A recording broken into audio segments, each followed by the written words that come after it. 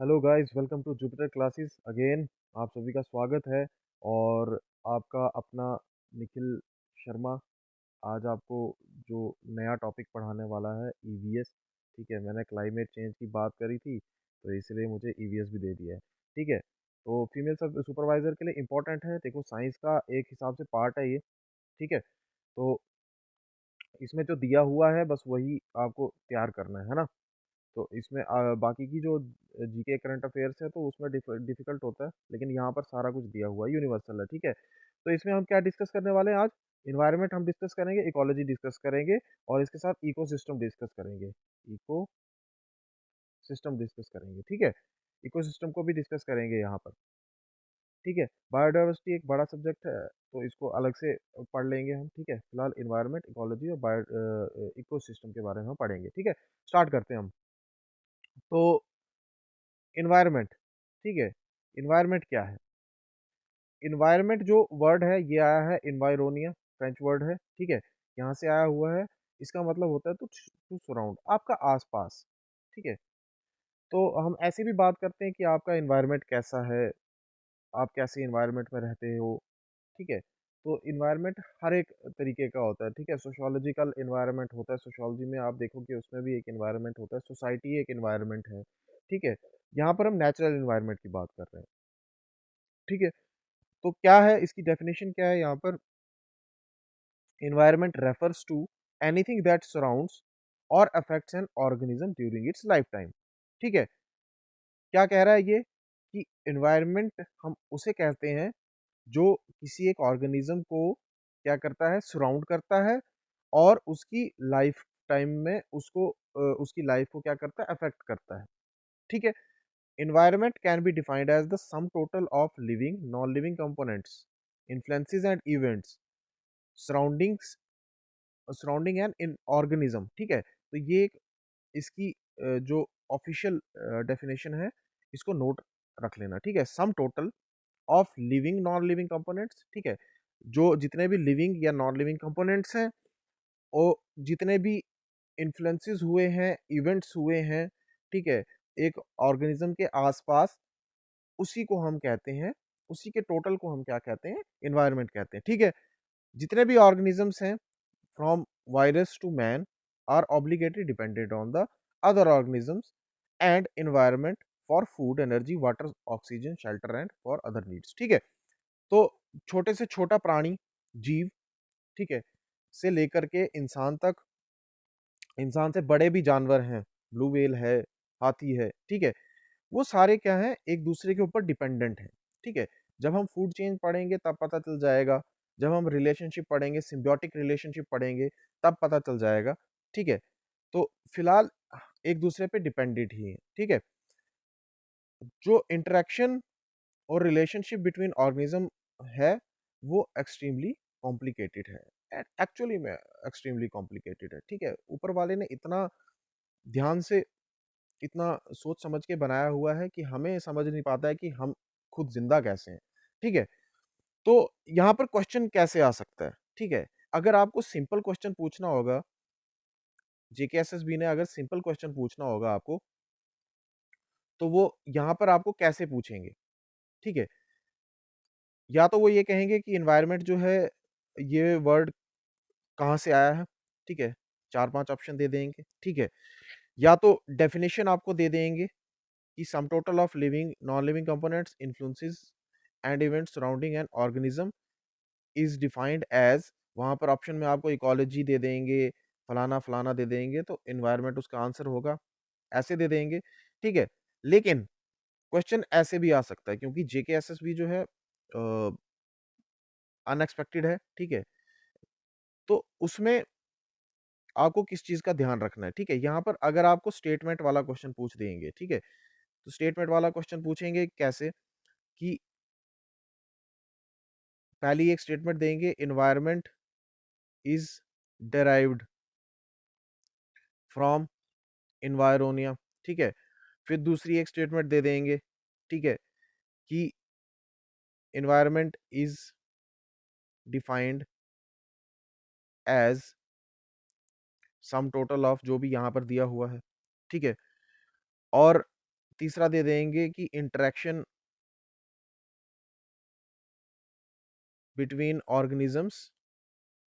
Organisms is simple, simple दे देंगे, ठीक है, या अंडरस्टैंडेबल दे देंगे, ठीक है, कॉम्प्लिकेटेड तो है या हम बोल सकते हैं सिंपल दे देंगे, ठीक है। तो 3 दे दिए आपको, फिर बोलेंगे which of the following statements are incorrect. जब आपको एनवायरनमेंट की डेफिनेशन पता है, ठीक है, उसकी डेरिवेशन पता है, तो आपको पता होगा कि इसमें जो सिंपल वाला है ये गलत है, ठीक है, इनकरेक्ट है। वैसे ही करेक्ट का पूछेंगे तो कौन से हैं, 1 एंड 2 आर करेक्ट, ठीक है। तो ऐसे आपने ध्यान रखना है, ठीक है। इसको इस तरीके से तैयार करो कि आपको जिस भी तरीके का क्वेश्चन पूछा जाए, ठीक है, तो वो आपको आना चाहिए, ठीक है। नेक्स्ट बढ़ते हैं आगे, ठीक है। अब आगे हम किस पे, components of the environment, environment के कंपोनेंट्स क्या-क्या हैं, ठीक है। तो पहले कंपोनेंट आ गया अबायोटिक, बायोटिक। अबायोटिक से आप सीधा समझ लो कि नॉन लिविंग, नॉन लिविंग, ठीक है, और बायोटिक से क्या समझ लो आप, लिविंग, ठीक है। तो ये ध्यान में रखना, नॉन लिविंग कंडीशन और थिंग, ठीक है, कोई भी कंडीशन जो नॉन लिविंग होगी, ठीक है, या कोई चीज होगी, ठीक है, जैसे क्लाइमेट आ गया, हैबिटेट आ गया, दैट इन्फ्लुएंसेस और affects an ecosystem and the organism in it. Ecosystem हम अभी ये पढ़ेंगे आगे, ठीक है। उसके बाद बायोटिक क्या है, living things such as animal और प्लांट, ठीक है, दैट अफेक्ट्स एन इकोसिस्टम, ठीक है। ये दोनों अफेक्ट करते हैं इकोसिस्टम को। अभी आगे हम अच्छे से पढ़ते हैं, अबायोटिक पढ़ेंगे पहले, ठीक है।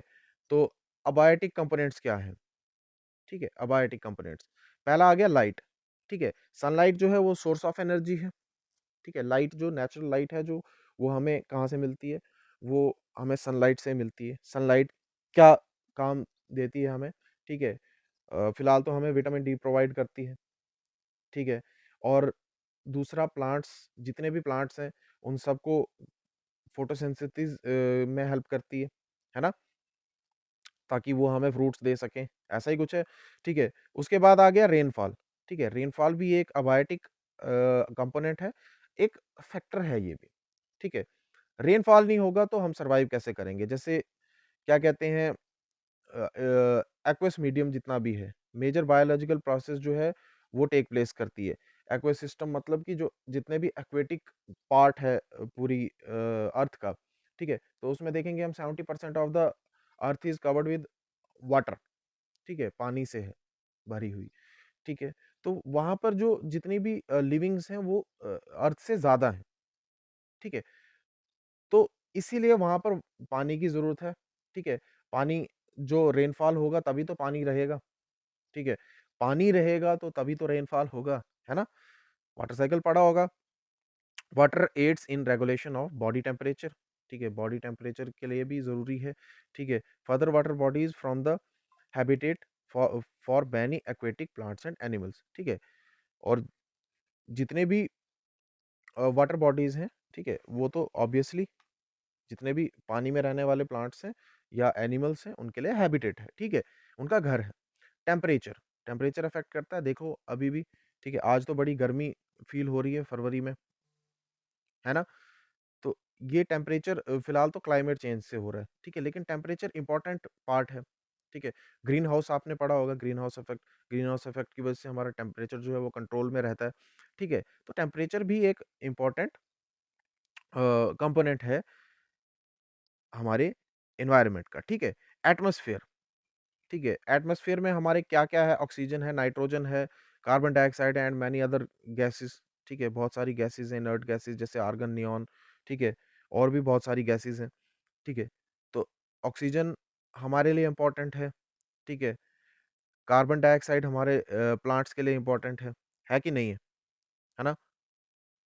ठीक है, सिंपल, ठीक है। उसके बाद आ गया सबस्ट्रेटम, ठीक है, जिसमें कवर होता है हमारा सॉइल, रिवर, ठीक है, और सी बेड, ठीक है, जितने भी बेड्स हैं एक हिसाब से, ठीक है, क्योंकि सबस्ट्रेटम में ज़्यादातर जो ऑर्गेनिजम्स रह रहे हैं वो कौन-कौन से रह रहे हैं, हमारे जो ज़मीन के अंदर रहने वाले जितने भी ऑर्गेनिजम्स हैं, ठीक है, वो भी एक अबायोटिक कंपोनेंट है, ठीक है।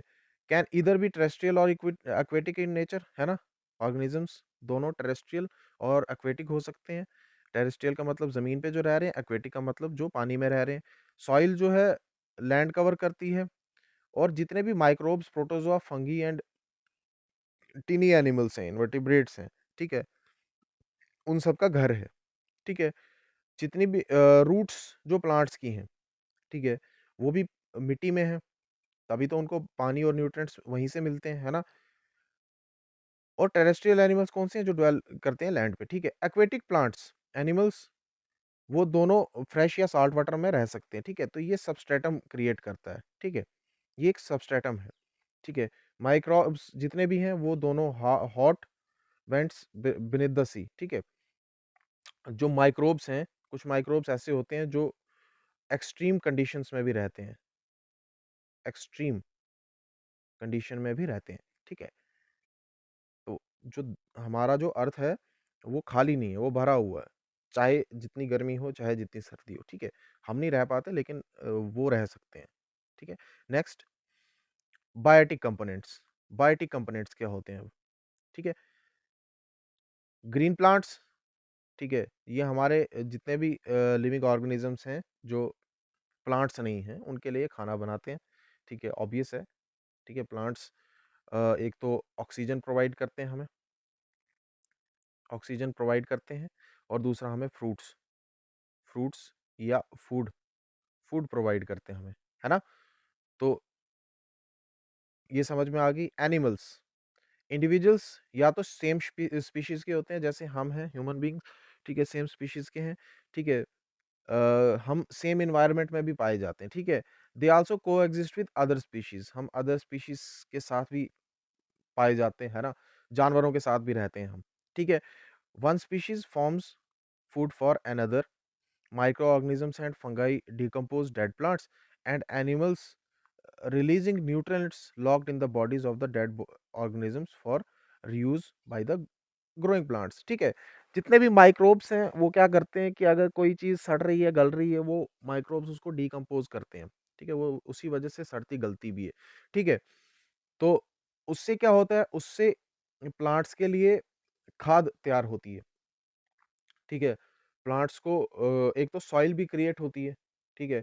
और इकोलॉजिकल सक्सेशन पढ़ोगे आप तो वहाँ पर देखना आप, जब डिस्पर्सल वगैरह की वजह से क्या होता है, वहाँ पर मॉसेस क्रिएट होते हैं, आस्ता-आस्ता वहाँ पर फिर सॉइल क्रिएट होने शुरू हो जाती है, ठीक है? तो उसके बाद प्लांट्स वहाँ पर बनते हैं। फिर प्लांट्स बनते हैं, तो प्लांट्स बन के क्या क्रिएट करते हैं? फूड क्रिएट करते हैं, कार्बन डाइऑक्साइड लेके ऑक्सीजन क्रिएट करते हैं, ठीक है? जब ये सब होता है, तो हम ज़िंदा रह पाते हैं, ठीक है? As a result living organisms require both abiotic and biotic components. अभी हमने क्या देखा कि अबायोटिक कंपोनेंट्स भी ज़रूरी है। धूप नहीं होगी तो हमें गर्म कैसे फ़ील होगा? बारिश नहीं होगी तो हम पानी कहाँ से पिएँगे? हमारा बॉडी टेम्परेचर कैसे ठीक रहेगा? ठीक है? ज़मीन नहीं होती तो हम पेड़ उगाते कहाँ पर, है ना? तो ये सारे जितने भी बायोटिक या अबायोटिक कंपोनेंट्स हैं, ये इम्पोर्टेंट हैं। ऐसा नहीं है कि बायोटिक कंपोनेंट्स जो है वो अफ़ेक्ट नहीं करते अबायोटिक कंपोनेंट्स को, करते हैं, बिल्कुल करते हैं, ठीक है? मैन मेड जितने भी कारनामे हैं इंसान के किए हुए, ठीक है? देखो फैक्ट्रीज़ हैं, अभी तक गाड़ियाँ हैं, तो उनसे क्या हो रहा है? उनसे एमिशन हो रहा है गैसेज़ का, हार्मफुल गैसेज़ का, और उसकी वजह से क्या हो रहा है? ओज़ोन लेयर खराब हो रही है, ओज़ोन लेयर पतली हो रही है। ओज़ोन लेयर पतली होने से क्या हो रहा है? अल्ट्रावायलेट रेडिएशंस जितनी भी हैं सूरज की, ठीक है? अल्ट्रावायलेट रेडिएशंस तो ऐसे तो खतरनाक हैं ही, हमारे लिए खतरनाक हैं ही, ठीक है? लेकिन उसकी वजह से एक और चीज़ क्या हो रही है? गर्मी ज़्यादा बढ़ रही है, ठीक है? ग्लेशियर्स पिघल रहे हैं, ठीक है? अभी उसकी वजह उसी वजह से क्या हो रहा है? क्लाइमेट में भी चेंज आ रहा है, ठीक है? आज देखो अभी 5-6 दिन पहले, 10 दिन पहले क्या था? बारिश थी, बर्फ थी, ठीक है? ठंड का मौसम था और अमूमन ऐसा ही होता था, मार्च तक ठंड रहती थी। लेकिन आज देखो धूप इतनी तेज़ है कि गर्मी लग रही है, तो ये हमारे कारण है, ठीक है? हम इंसान ऐसे हैं कि हम पब्लिक ट्रांसपोर्ट यूज़ करने में शर्म करते हैं, हमें अपनी-अपनी गाड़ी चाहिए, एक घर में 4-4 गाड़ियाँ हैं, ठीक है? तो उसकी वजह से ही ये हो रहा है। तो अपने एनवायरनमेंट को बचाएँ, ठीक है? हमारा जम्मू कश्मीर देखो कितनी बड़ी बायोडायवर्सिटी है यहाँ पर। ठीक है, कितना बड़ा, कितना सुहाना एनवायरनमेंट है। लोग बाहर से यहाँ पर आते हैं, ठीक है? वो तो गंदगी डालते हैं लेकिन हम भी डालते हैं, ठीक है? तो इस चीज़ से अपने जम्मू कश्मीर को बचाओ। पहले भी कहता था मैं, जम्मू कश्मीर को बचाओ, ऐसे ही धरती भी बचेगी हमारी, ठीक है? तो बैलेंस्ड रिलेशनशिप होना चाहिए लिविंग ऑर्गेनिजम्स के बीच में, ठीक है? और एनवायरनमेंट के बीच में, और यही इम्पोर्टेंट है सर्वाइवल के लिए। अगर जो रिलेशनशिप है वो बैलेंस्ड नहीं होगा, ठीक है? तो दोनों साइड से जिएँगे कैसे, है ना? ऑब्वियस है। नेक्स्ट हम क्या पढ़ने वाले हैं अब? इकोलॉजी, ठीक है? इकोलॉजी क्या है?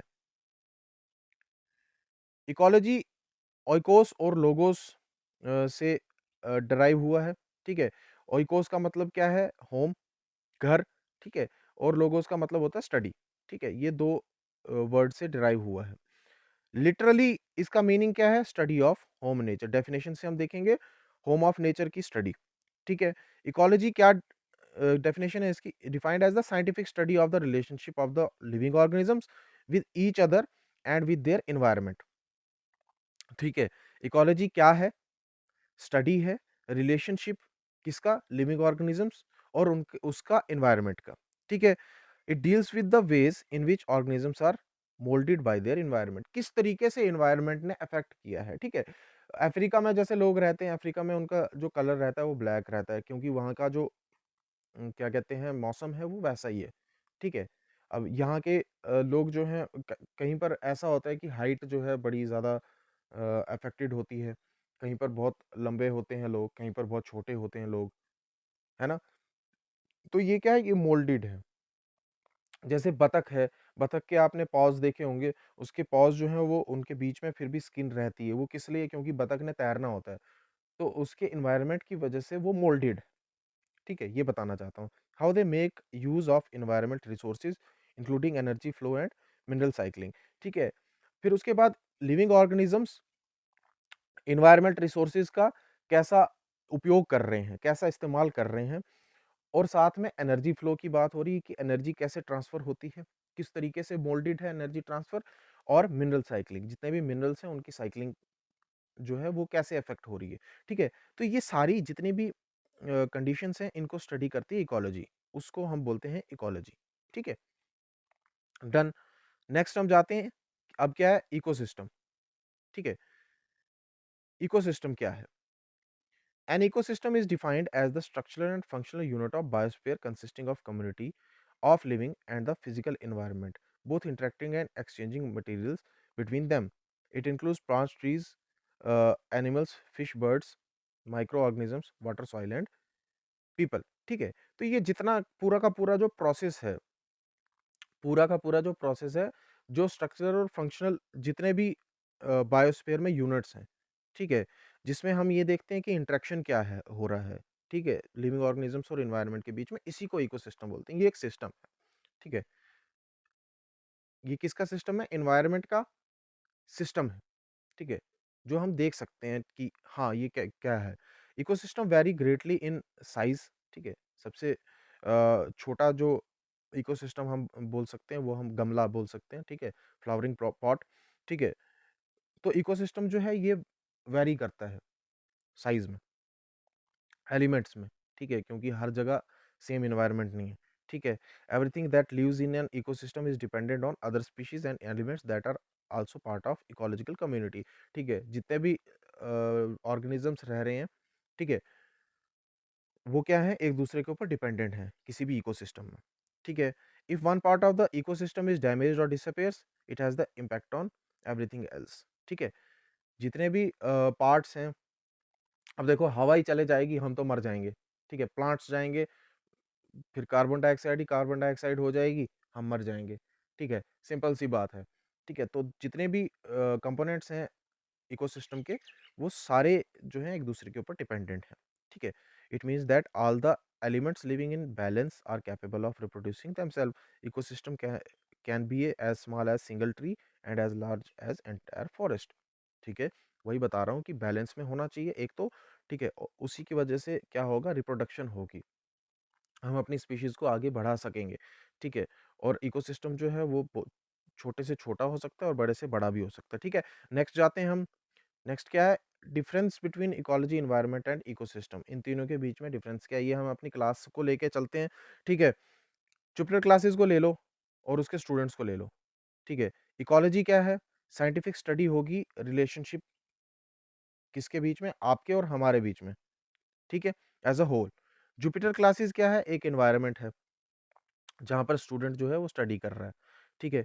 और जितने भी सर्कमस्टेंसेस हैं स्टूडेंट के सराउंडिंग में, जहाँ पर एनवायरनमेंट क्या हो सकता है? टीचर हो सकता है, बुक्स हो सकता है और other student are said to be ecosystem. आप समझ गए? ठीक है। दोबारा बता देता हूँ, जुपिटर क्लासेस और आपके बीच में, मतलब स्टूडेंट्स के बीच में क्या, कैसे हम इसको समझ पाएँगे? ठीक है। इकोलॉजी क्या है? साइंटिफिक स्टडी है आपके और हमारे रिलेशन की, एक, ठीक है। जुपिटर क्लासेस खुद एक एनवायरनमेंट है, ठीक है। और तीसरा सॉरी, वो खुद एक एनवायरनमेंट है, तो वो क्या हो गया? उसको हम क्या कह सकते हैं? क्या कह सकते हैं उसको? पहला तो इकोलॉजी आ गया, दूसरा आ गया जुपिटर क्लासेस खुद क्या है? एनवायरनमेंट है, ठीक है। इकोलॉजी क्या है? साइंटिफिक स्टडी है रिलेशनशिप की, ठीक है। और तीसरी बात क्या करी हमने? इकोसिस्टम की, ठीक है। तो जितने भी सर्कमस्टेंसेस हैं जो अफेक्ट करते हैं स्टूडेंट को, या स्टूडेंट जिस तरीके से अफेक्ट करता है बाकी के सर्कमस्टेंसेस को, जैसे टीचर्स हैं, बुक्स हैं, ठीक है, स्टूडेंट्स हैं, उनको बोलते हैं इकोसिस्टम, ठीक है। सिंपल, ठीक है। तो आज के लिए यही काफ़ी है। हमारी जो ऐप है वो डाउनलोड करो यार, बहुत अच्छी ऐप है हमारी, ठीक है। जितने भी मॉक टेस्ट हो रहे हैं, अभी मैथ वगैरह के मॉक टेस्ट मैं बनाऊँगा, ठीक है। 3 टॉपिक हमारे कवर हुए हैं, 3 टॉपिक पे अच्छे से मॉक टेस्ट बनाऊँगा ताकि आपको वो 3 टॉपिक एटलीस्ट अच्छे से प्रिपेयर हो जाएँ, ठीक है। ई-बुक्स हमारी परचेज़ करो, जीके की 99 रुपीज़ की है, ठीक है। तो 100-100 रुपए तो हम ऐसे ही खर्च लेते हैं, ठीक है। तो 99 रुपीज़ इज़ नॉट मोर, ठीक है। अभी इसको लेकर के मेबी आगे कुछ और चेंजेज़ आएँ, लेकिन आपको वो डाउनलोड करनी चाहिए। एक बार किसी एक से डाउनलोड करवाओ, 3-4 बच्चे मिलके एक बार डाउनलोड करो, ठीक है? देखो, आप खुद डाउनलोड कर लोगे उसे, क्योंकि इतनी अच्छी बुक्स बनाई हैं हमने, ठीक है? लाइक, शेयर और सब्सक्राइब करो, ठीक है? कमेंट्स करो, ठीक है? लाइक्स का टारगेट दे दूँ मैं? 100 लाइक्स का टारगेट क्लियर करना है, ठीक है? और कमेंट्स, सभी बच्चे कमेंट्स करेंगे, कोई प्रॉब्लम होती है तो कमेंट करो, ठीक है? कुछ अच्छा लगता है तो कमेंट करो, हमें मोटिवेशन मिलेगा, ठीक है? तो थैंक यू, बेस्ट विशेज़ आप सभी को, तब तक के लिए गुड बाय।